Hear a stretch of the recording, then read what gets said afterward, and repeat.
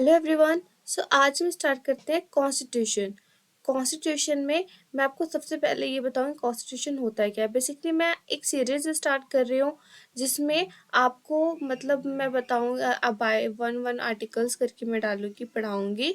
और उसको उससे पहले मैं आपको एक्सप्लेन करूंगी कि कॉन्स्टिट्यूशन होता क्या है, कॉन्स्टिट्यूशन क्या होता है और कैसे होता है, मतलब इसमें क्या क्या होते हैं, क्या फंक्शंस है कॉन्स्टिट्यूशन कॉन्स्टिट्यूशन लॉ में, क्या डिफरेंस है। तो ये सारी चीज़ें मैं बताऊंगी। कॉन्स्टिट्यूशन लॉ मैं इसलिए डिफाइन कर रही हूँ ताकि आपको आगे चल के कोई प्रॉब्लम नहीं हो। एंड बेसिकली मैं ये बहुत ही डिटेल में पढ़ाना चाहती हूँ, इस वजह से मैं एक एक चीज़ यहाँ पे इंक्लूड करूँगी, पढ़ाऊँगी, एक्सप्लेन करूँगी। सो मैं यहाँ से स्टार्ट करती हूँ। सबसे पहले तो आप देखिए कॉन्स्टिट्यूशन कब आया। कॉन्स्टिट्यूशन जस्ट 26 जनवरी 1950 को आया इफेक्ट में। एंड फिर हम देखेंगे कॉन्स्टिट्यूशन क्या है। कॉन्स्टिट्यूशन एक डॉक्यूमेंट्स है, ठीक है।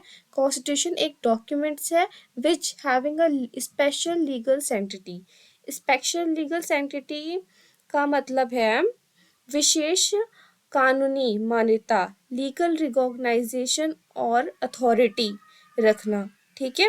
ये मतलब है, मतलब उस चीज को लॉ के नजर में एक खास इम्पोर्टेंस या प्रोटेक्शन दी गई है। एंड जो कि बहुत सारी इंपॉर्टेंट चीजों को कवर करता है।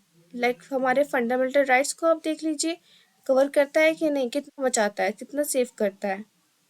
तो हम यहाँ से स्टार्ट करते हैं। आप इसके ऑर्गन्स पर आते हैं जो कि बहुत इंपॉर्टेंट है कि लाइक आखिर कॉन्स्टिट्यूशन के जो गवर्नमेंट्स के जो ऑर्गन्स हैं, ऑर्गन्स ऑफ द गवर्नमेंट वो क्या है। सबसे पहले तो ये लेजिस्लेटिव। लेजिस्लेटिव का मतलब होता है कि जो लॉ बनाते हैं, ठीक है। एंड फिर उसके बाद आते हैं हम जुडिशरी। जुडी ये क्या है, ये वो चीज़ है जो कि मतलब वो ऐसे डिफाइन करता है कि लाइक जुडिशरी क्या है एंड कैसे काम करता है। लाइक लॉ लॉ को चेक करने का काम करता है ना। लॉ कैसे, जब कोई लॉ बन जाता है तो फिर अगर वो किसी फंडामेंटल राइट्स को वॉलेट कर रहा है या नहीं।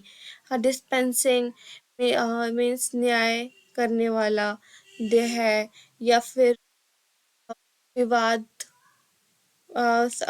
मतलब विवाद से जुड़ा तो नहीं है, इससे कोई विवाद तो नहीं हो सकता है, अराइज हो सकता है, डिस्प्यूट वगैरह। तो ये सारी चीज़ें जो देखता है ये हमारा जुडिशरी का पार्ट देखता है। इंटरप्रिटेशन ऑफ द कॉन्स्टिट्यूशन ये भी वो देखता है। एंड फिर हम यहाँ पर आते हैं कि एग्जीक्यूटिव। एग्जीक्यूटिव क्या है। फॉर एग्जाम्पल ये बाउल है समझ लो, ठीक है। हम यहाँ से निकालते हैं लेजिस्लेटिव, फिर हम यहाँ से निकालते हैं जुडिशरी। तो बाकी जो इसमें बचता है इसे हम कह देते हैं ये हो गया है एग्जीक्यूटिव। इसका काम क्या है, इसका काम है लॉ को इम्प्लीमेंट करना। सोचो, बिल बन गई, लॉ बन गया, जो जुडिशरी ने भी अपना काम कर लिया, चेक कर लिया कि किसी चीज़ को वॉलेट नहीं कर रहा है। बाकी अब क्या बचा, अब इम्प्लीमेंट का काम बचा ना। कौन देखेगा ये देखेगी हमारी एग्जीक्यूटिव बॉडी, ठीक है। फिर हम यहाँ से आते हैं एग्जीक्यूटिव से होकर। हाँ, मैं आपको कुछ चीज़ें और एक्सप्लेन करना चाहूँगी। लाइक फॉर्म्स क्या है, a form of work of the organs. तो इसमें फॉर्म ये है ऑर्गन इसके लाइक, देखिए इसको भी एक्सप्लेन करना थोड़ा इम्पोर्टेंट है। आप एक स्टोरी सुनिए, आपको समझ में आ जाएगा। Form of the government. Form क्या होते हैं, मीन्स लेजिस्लेटिव क्या काम करेगी, ठीक है। और उसके क्या पार्ट है, उसमें कौन कौन आता है। तो लेजिस्लेटिव के अंदर आते हैं parliament, president, Lok Sabha, Rajya Sabha parliament में आती है। तो ये हो गया फॉर्म हो गया। उसी तरह एग्जीक्यूटिव में कौन आता है, प्रेसिडेंट आते हैं, वाइस प्रेसिडेंट आते हैं, काउंसिल ऑफ मिनिस्टर्स आते हैं। ये बताता है, हो गया फॉर्म हो गया। जुडिशरी में कौन आएगा, supreme court, high court, district court, sub divisional court, magistrate वगैरह जो भी आते हैं।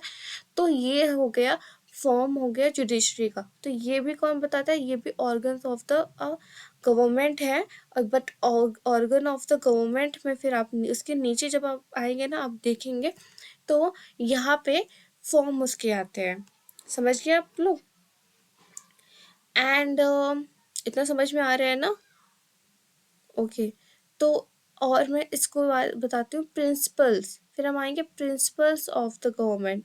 प्रिंसिपल्स मतलब प्रिंसिपल्स पर आएंगे तो प्रिंसिपल में क्या होगा कि मुख्य उसके मुख्य कार्य क्या है, लेजिस्लेटिव के मुख्य कार्य क्या है, कौन कौन से सिद्धांत का पालन करना चाहिए, या क्या सब मतलब कॉन्स्टिट्यूशन में क्या क्या आता है, क्या क्या बताता है, ये सारी चीज़ें। तो प्रिंसिपल्स में ये सारी चीज़ें मतलब प्रिंसिपल्स में आती है। एंड फॉर एग्जांपल कोई एक दूसरे को के काम में हस्तक्षेप ना करे, ये भी प्रिंसिपल्स में आता है।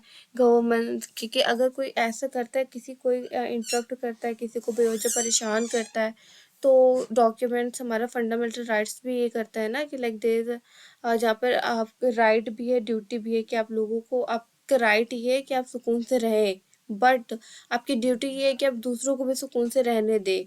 ठीक है, ये हमारा बताता है। फिर हम यहाँ से आते हैं कॉन्स्टिट्यूशन लॉ पे। कॉन्स्टिट्यूशन लॉ पे जब हम आते हैं तो हम यहाँ पे बताते हैं कि legal rules in the strict sense. ठीक है, मतलब कि लीगल रूल्स कॉन्स्टिट्यूशन में हम आए तो वहाँ पे हो जाता है rules in the strict sense में आ जाता है ना, एग्जैक्ट रूल्स। बट लॉ में जब हम आते हैं कॉन्स्टिट्यूशनल लॉ में, तो इसमें थोड़ा यूसेज आ जाते हैं। यूसेज एज इन लाइक वैसे तो हम फॉर एग्जांपल हम प्रेसिडेंट कितने भी बार बन सकते हैं, हमारे इंडिया में ये है ना, बट एक तरह की मान्यता ये है कि जो 2 बार बन सकते हैं, 2 बार से ज़्यादा नहीं, बट अकॉर्डिंग टू कॉन्स्टिट्यूशन देखिए कितनी बार भी बन सकते हैं।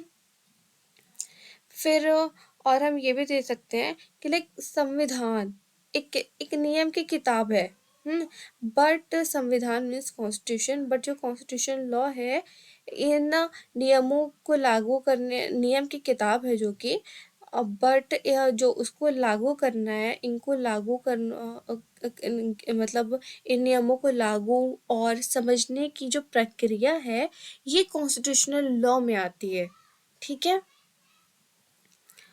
समझ आ रहा है आपको? और बताओ, देखिए यह तय करते हैं कि कॉन्स्टिट्यूशनल लॉ ये बताते हैं कि संविधान को कैसे लागू किया जाए, इसका सही मतलब क्या है, और अगर कोई विवाद हो तो उसे कैसे सुलझाया जाए, ये बताता है कॉन्स्टिट्यूशनल लॉ। एंड कॉन्स्टिट्यूशन क्या करता है, जो कि दस्तावेज है जो बताता है सरकार कैसे चलेगी। अगर आपको ये सब जानना है कि सरकार कैसे चलेगी, उनकी सीमाएं क्या है, लोकसभा क्या करती है, राज्यसभा क्या करती है, ये सारी चीज़ें आपको अगर जाननी है, तब कॉन्स्टिट्यूशन पढ़ो, कॉन्स्टिट्यूशन की बुक उठाओ। ठीक है, नागरिक के क्या अधिकार है, ये आप अपने कॉन्स्टिट्यूशन को पढ़ो। फिर हम यहाँ पर आते हैं एंड कुछ डिफरेंसेस भी हैं इनके, कि ये यहाँ पे मैंने एक इसकी स्लाइड में आप देखिए कुछ मैंने डिफरेंसेस भी लिखवाए हैं।